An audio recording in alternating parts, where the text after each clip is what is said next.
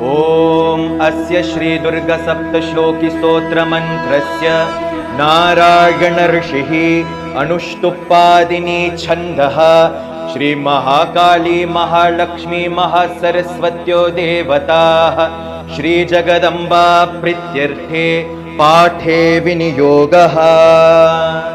ज्ञानिनामपि चेतांसि देवी भगवती हि सा बलादाकृष्य मोहाय महामाया प्रयच्छति।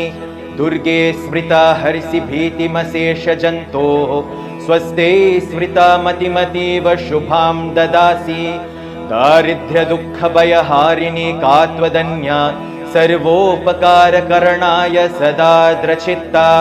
सर्वमङ्गलमाङ्गल्ये शिवे सर्वार्थसाधिके शरण्ये त्र्यम्बके गौरी नारायणी नमोऽस्तुते।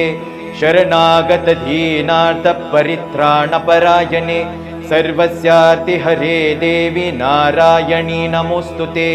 सर्वस्वरूपे सर्वेशे सर्वशक्तिसमन्विते भयेभ्यस्त्राहिनो देवी दुर्गे देवी नमोऽस्तुते।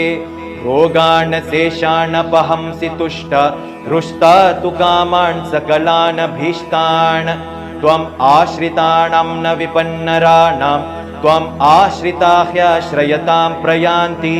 सर्वबाधा प्रशमनं त्रैलोक्यस्याखिलेश्वरी एवमेव त्वया कार्यम् अस्मद्वैरिविनाशनम् इति श्री दुर्गा सप्तश्लोकी सम्पूर्णम्।